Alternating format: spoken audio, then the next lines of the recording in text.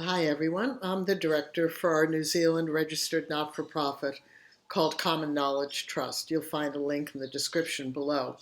You may hear birds chirping. That's very nice for me. Um, and so I want to talk to you today about our COVID Quick Birth Skills course.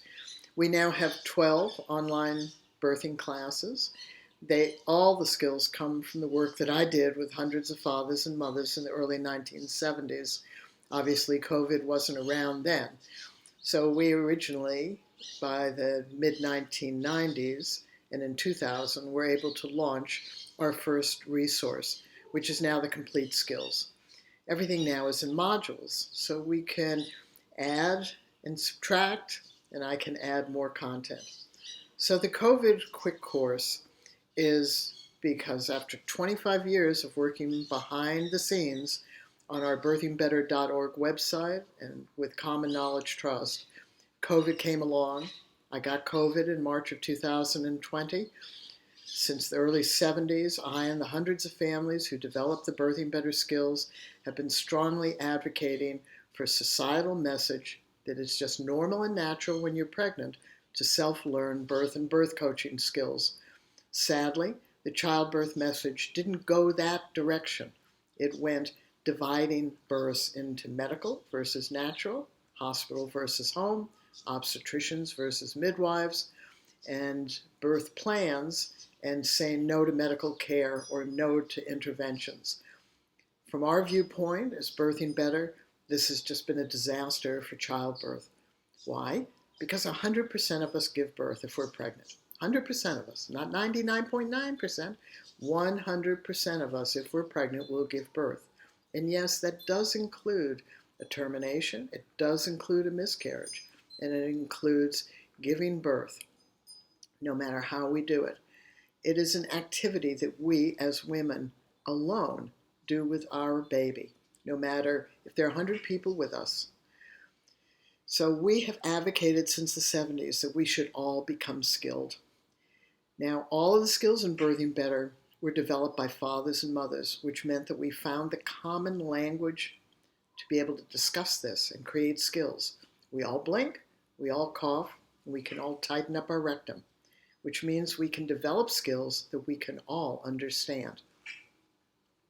When COVID came along and the messages in social media were my doula can't come with me, my husband can't come with me, the hospital is full of COVID patients, I'm terrified, what should I do? Then I decided after 25 years that I needed to become public again.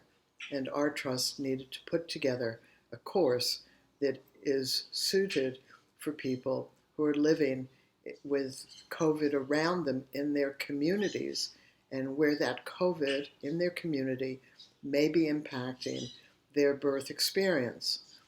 Now, you can see when you go to our website, and I should have put a link on this, and I will when I post it, for this specific course, and you can see what the content is. Because all of the content is skills-based, you need to first know whether it's suited for you. And you have to just go back to 100% of pregnant women are going to give birth. You have to give birth. All of us birth better when we have skills. So you will learn how to prepare your body for birth. Fathers were very instrumental in developing skills. Why? Because when I first gave birth in 1970, fathers were explicitly in the United States a birth coach. They see birth from the outside. We're experiencing it. By the time I gave birth last in the 1980s, fathers had been demoted from coaching to being a support and only support women's choices. But that's not what we want as a functional father after the baby is born. So we need men to remain as our primary coach, the one who helps us. And what do they help us do? Basically, giving birth is an incredibly dynamic experience. Even if we're driving to the hospital, being prepped, and lying on a table being cut open. It's a one-off. It's infrequent. We can't replay it. It's life-transforming, and the memories last forever. If we lack skills, too often, and throughout the 50 years I've been involved in birth, women feel detached from the experience, they feel overwhelmed, they feel surreal, and they often feel out of control. And that previously used to be called suffering. Doesn't mean there's a risk. It means we lacked skills. No, traditional women didn't have skills. We had traditional healthcare systems focused on how to prevent problems in birth by what you eat and don't eat, whether you have sex, don't have sex, whether you work, don't work, blah, blah, blah, and how to deal with newborns. Do this, don't do that. But no culture around the world, in my experience, being around the world, is that we have not had a universal way to deal with the activity of birthing our baby. Why? Because there's no way to know what your birth's going to be like. And sadly, that's followed by, therefore, there's nothing you can really do to prepare for it. That's not accurate. And fathers were instrumental in seeing how we were handling this infrequent, one-off, powerful experience. We're in it. They see it. They see how we look. They see what we sound like. And fathers developed a huge chunk of these skills. Part of what they developed were all of the body skills. Why? Because in the 1970s, when I gave birth in the U.S., there was a 4.5 caesarean rate. That meant 95% of us labored. Fathers were coming in. They were our birth coach. What did 95% mean? It meant if we labored for hours, great. If we labored for days, we suffered. We coped well, terrific. We didn't cope well. We were overwhelmed. Not okay. That wasn't okay. We had these short labors, the ones that lasted for days. By the 80s, those ones that lasted for days were more likely to have more interventions because the cesareans then improved. So we had risks in 1970. Those were considered normal, natural, physiological. Tragedies were accepted. How many risks became tragedies? Very few. Very few risks become problems. And most problems are resolved by something, either medical care or they just naturally resolve. Very few problems become tragedies. That was accepted. It was unfortunate, but it was accepted. By the 1980s, cesareans had become safer. Why? Because women started to wear bikinis. We didn't want to be left with an ugly scar. They came up with a bikini cut. We wanted husbands with us, so they came up with a spinal and epidural. We wanted to be awake. So things changed in the 1980s. And because things changed, we didn't want to put our babies at risk. So we were more likely to choose to have a cesarean if it looked like the risks could become a problem and perhaps a tragedy. COVID is a something. It is very big.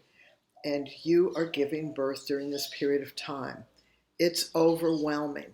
You have the right to feel more in control.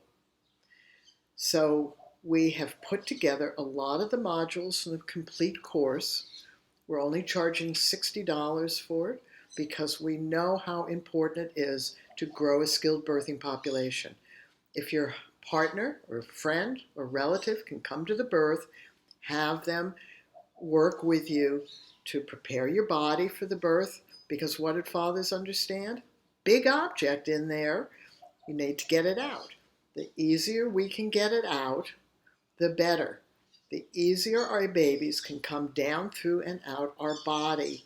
If we labor, the better for us.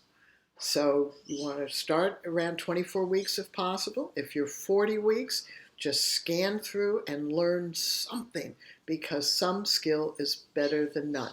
So you will find the body work, how to do the internal work, prepare down there if you're going to have a vaginal birth. Why? Because men got this. This is coming through our container. Men get it. If that were coming through their penis, they'd do something to prepare. They're not stupid. We can't be stupid.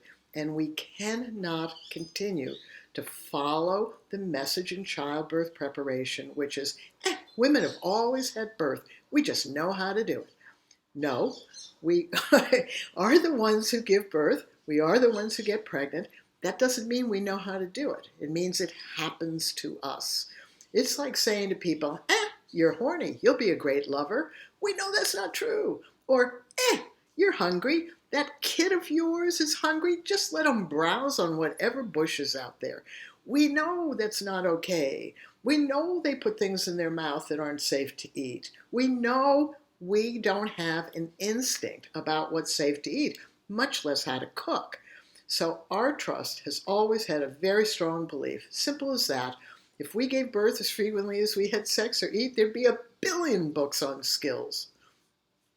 So we have a message now that you're living in, and that is hire somebody else to come in and help you along with your partner. Your partner or your friend or relative, they're going to be in your baby's life. They should be your primary coach.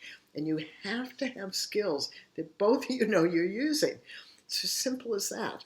So you're going to get the communication skills as well. You're going to have the skills that deal with the pain, how to create more relaxation, how to get rid of the internal tension, how to deal with the progression of labor, and how to use these skills in every birth.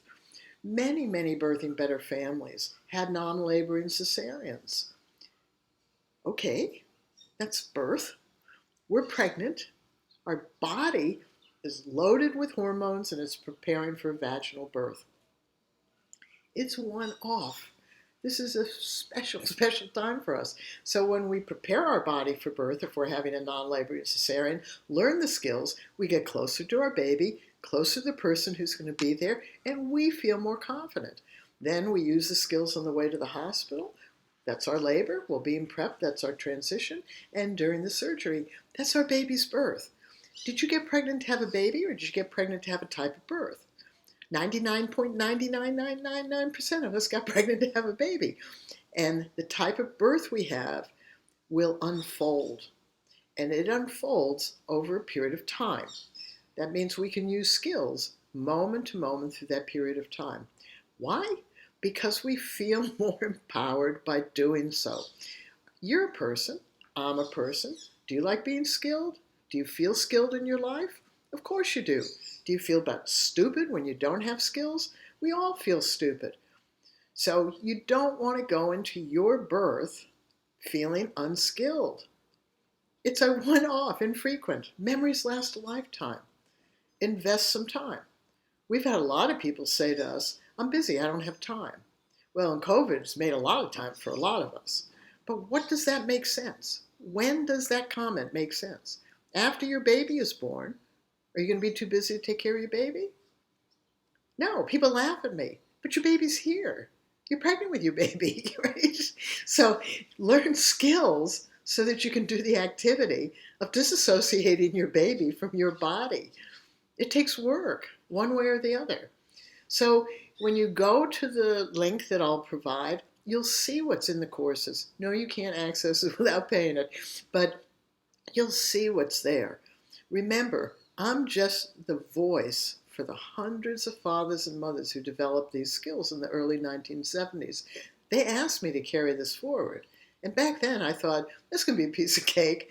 Well, 50 years later, it hasn't been, because the childbirth message has not been about skills. Choices are great if you have them. Choices are great if they unfold the way you want them. Choices are great if the number of choices you want are reasonable. However, regardless of your choices or lack of or change of choices, you have to do the activity of birthing your baby. And when the push comes to shove, bottom lining it, you are going to do that activity, whether you like it or hate it, whether it's easy or complex, whether it's good or bad, whether your choices are there or not, whether the people you want there or not, anything, name it, you still have to do it. And that is why I've dedicated 50 years of my life to advocating for choices. Not because I have a passion about birth, I have a passion about us being skilled. I made a mistake back there, didn't I? Well, I've advocated about choices, advocated about skills. Okay, correct me. So I've advocated about skills because absolutely, in my life, being skilled has been very, very important to me. And we know after 50 years that families who become skilled to birth their babies, whether they're using Birthing Better or other skills-based methods, all birth better. We all feel that we cope better, manage better, deal with things better, work through things better, handle things better, stay on top of things better, and feel more in control. And do you know what happens after the birth when we use skills? We feel more empowered no matter what has happened. We feel as though we have participated in this activity in a more empowered manner.